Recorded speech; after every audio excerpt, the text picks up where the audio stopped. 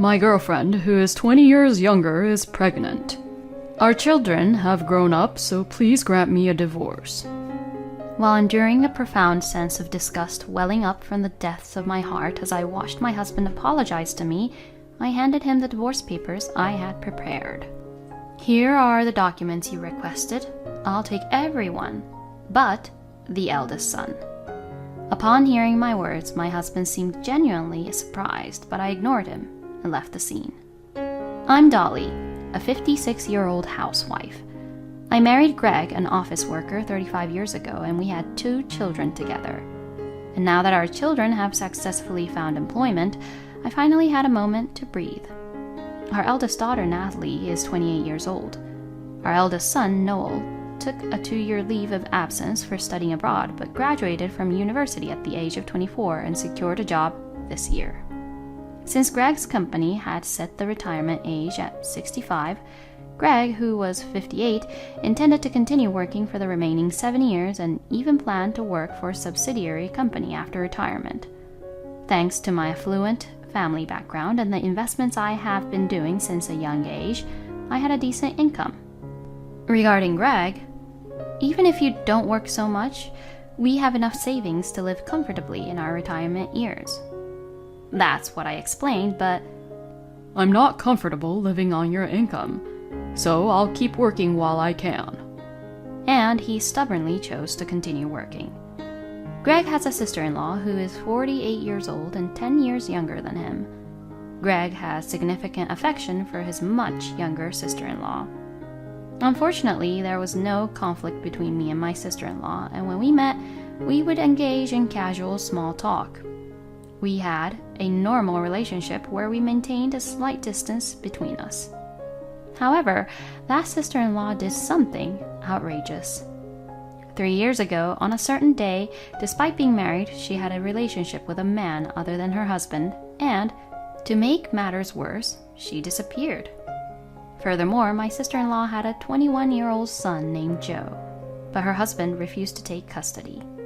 Considering that Joe was already 21 years old, it was somewhat harsh, but not an incorrect argument to say that he could live on his own. In response to this, both our parents-in-law and Greg were furious. And as a result, for some reason, Greg decided to take Joe into our home without consulting me at all. Joe is coming to the house tomorrow. Joe, your sister's son? Yeah, she had a relationship with a man and disappeared. And to make matters worse, her husband refuses to take custody of Joe, so I decided to take him into our home. Hold on. What do you mean? Are you saying he's going to live in this house? Why didn't you consult me about anything? Shut up.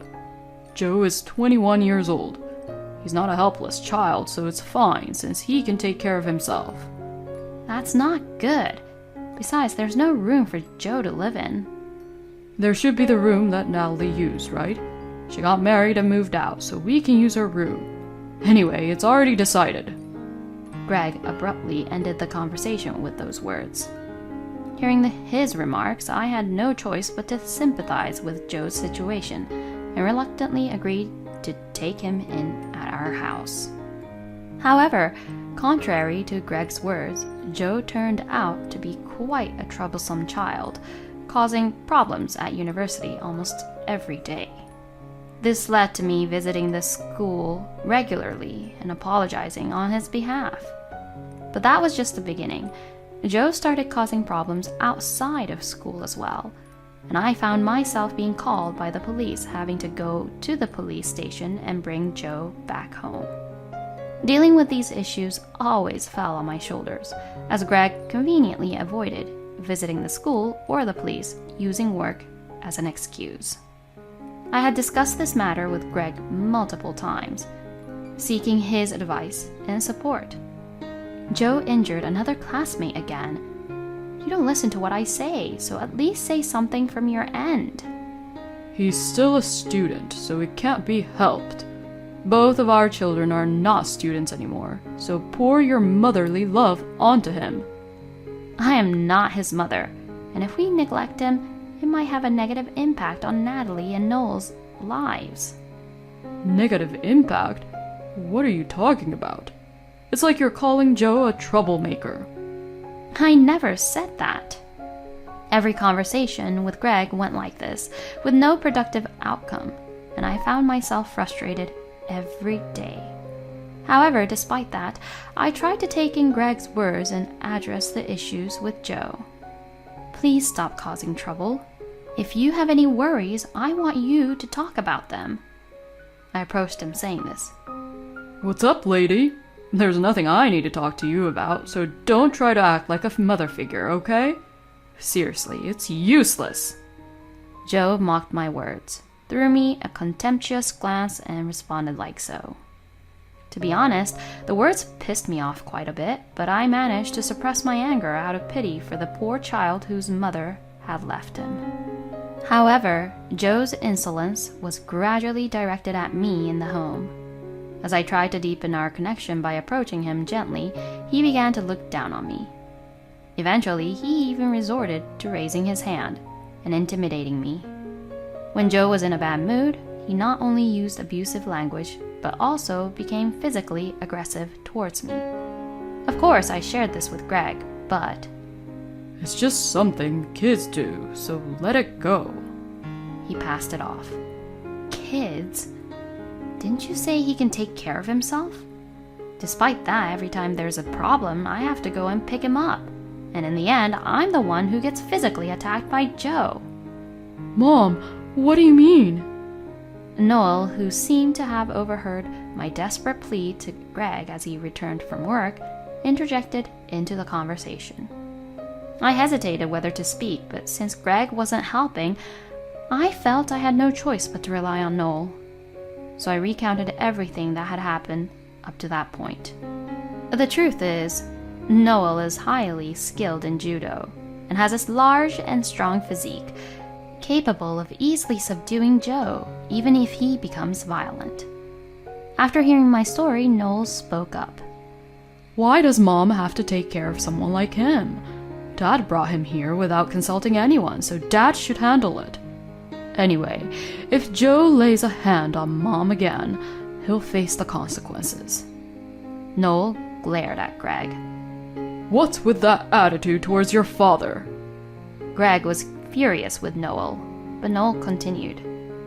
You never consult the family on important matters, yet you conveniently act like a father figure only in situations like this. Noel blurted out those words. Sensing the situation becoming explosive, I decided to forcefully end the conversation. I honestly can't bear it anymore, so do something about it. I told Greg. The following day, I brought Joe home after another fight at school. Don't cause any more trouble. If you cause problems, leave. I told Joe this, but he replied, You were acting like a mother figure until recently, and now you want me to leave? Are you really an adult? You're such an irresponsible woman, he replied. I tried to retort to his words, but before I could speak, Joe hurled a plate from the dining table towards me. Don't bother me, he shouted angrily. In that instant, Joe's body was lifted off the ground and slammed onto the floor. Irresponsible is a woman like your mother who leaves her kids and disappears with a man. And someone like my dad who is stupid enough to take in a problem child like you without permission and leave him there. Then Noel, who for some reason was at home, straddled Joe. Suddenly struck by a strong force, Joe seemed overwhelmed by the Noel in front of him and screamed inarticulately. You thought Mom was weak, so you attacked her, right? You don't dare mess with someone like me, but you act all tough with people weaker than you. Don't you ever disrespect Mom again. Joe could only nod in tears at Noel's vehement rebuke. It seems that based on the conversation from the previous day, Noel had intended to have a serious discussion with Joe and come to an understanding, persuading him not to cause harm to me. And when he came home, he heard Joe and I arguing at the front door. After observing the situation quietly for a while and confirming a crucial moment, Noel managed to subdue Joe. From then on, Joe never physically assaulted me.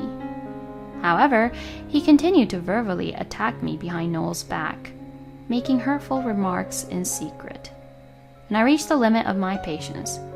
Until then, I had been trying my best to make my relationship with Joe somewhat better. I made an effort to find out Joe's favorite food from my mother-in-law and served it during dinner. I also put in extra effort to engage in conversations with him, hoping to improve our connection. However, Joe and his friends engaged in shoplifting at a store on their way back from school, and he was caught and disciplined once again. On the way back from picking him up from the police station, I've reached my limit. When we get home, we will have a serious discussion, I announced, and mentioned that I would also have a conversation with Greg and Noel. And during dinner, if Joe's attitude doesn't improve any further, I will leave, and from now on, I will cease all efforts towards Joe. I don't even want to call him by his name, so I'll refer to him as your sister's eldest son, I told him. Greg, as usual, confronted me in response to my words. You're practically Joe's mother. How can you say something so cold-hearted? He blamed me. I have never been the mother of the eldest son, nor have I ever had the desire to be a mother. I don't have any warmth for a complete stranger who engages in criminal behavior. I spat out my words. Then it seemed Greg finally realized the seriousness of the situation, and as a compromise, he promised that if Joe caused another problem, he would enroll him in a boarding school. Although I didn't have much faith in it, it was the first time Greg proposed a compromise, so I decided to accept it, while also observing the situation. However, despite Joe's problem behavior decreasing, it never completely disappeared. And Greg, using the excuse of being busy with work, never fulfilled his promise. Noel finally started pushing for a divorce between Greg and me, and I began seriously considering it and making preparations. During this time, Greg started spending more time away from home, using work as an excuse, going on frequent overnight stays, and eventually even not coming back for days. Then one day, Greg came home unusually before dinner. My girlfriend, who is 20 years younger, is pregnant. The children are already adults, so please agree to the divorce. He apologized to me. With a sense of disgust towards this insincere apology, I handed him the divorce papers I had prepared. Here are the documents you wanted. I will take everyone except the eldest son, I replied.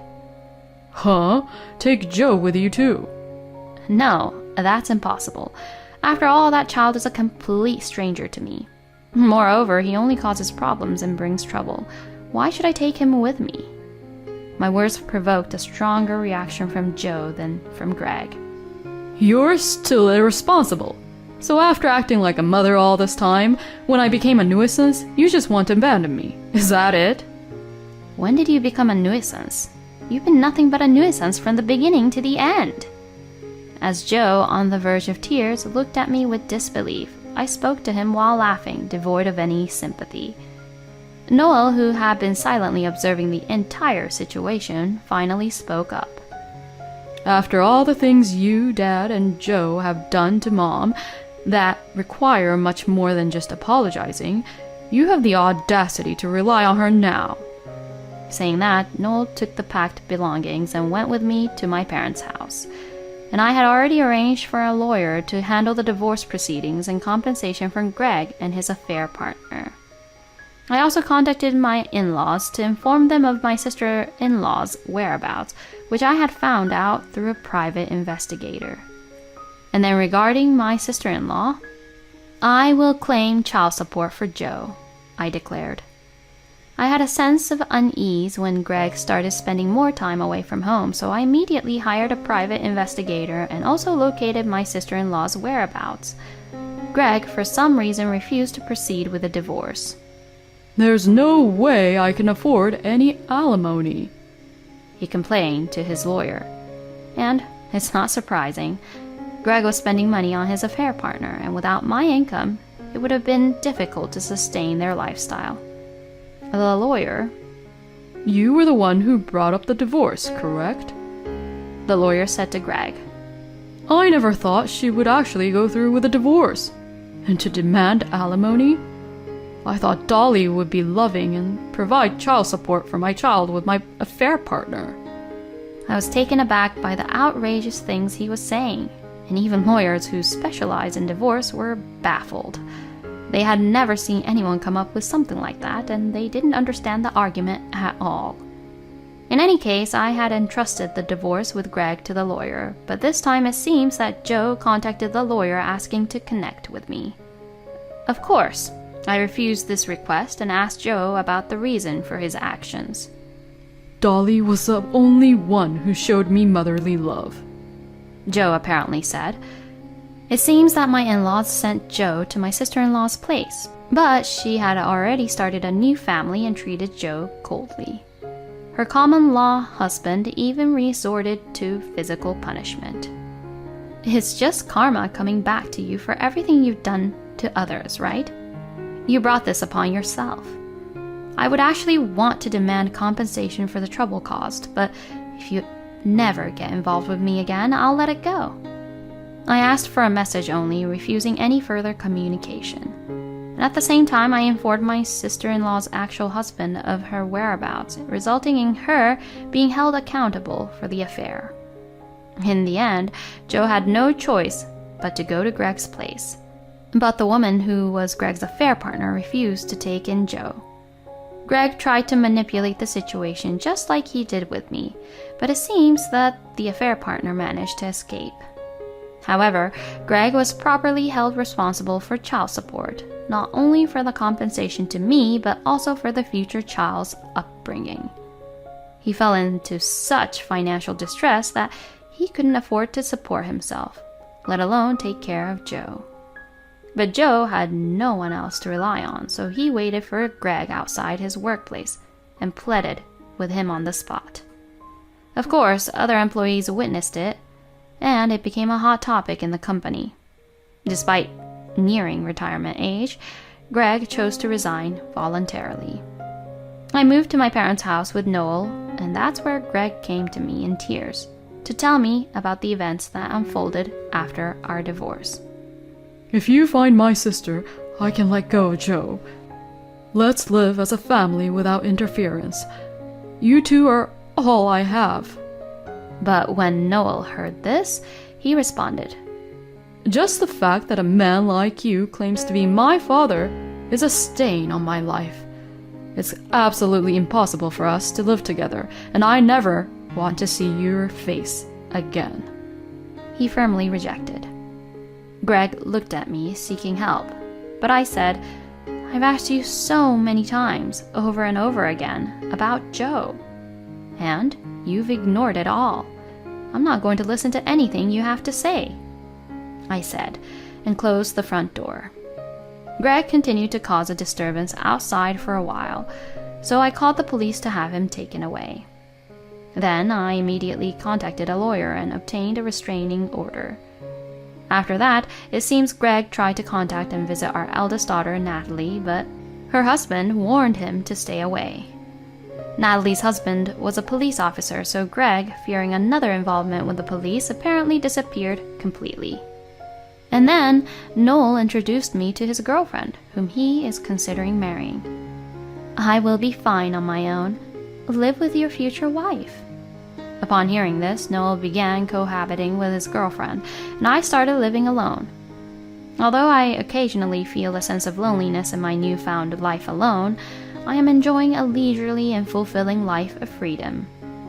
The alimony from Greg was originally planned to be paid in installments, but it quickly fell behind. When I informed my parents-in-law that I was considering legal action, they offered to advance the full payment on my behalf. It was quite distressing to me that I seemed to be depriving my parents-in-law of their retirement funds. In the first place, if Grandpa and Grandma didn't neglect Mom and push Joe onto her, Mom wouldn't have suffered at all, so there's no reason for Mom to worry about anything. When Noel said that to me, I felt somewhat relieved.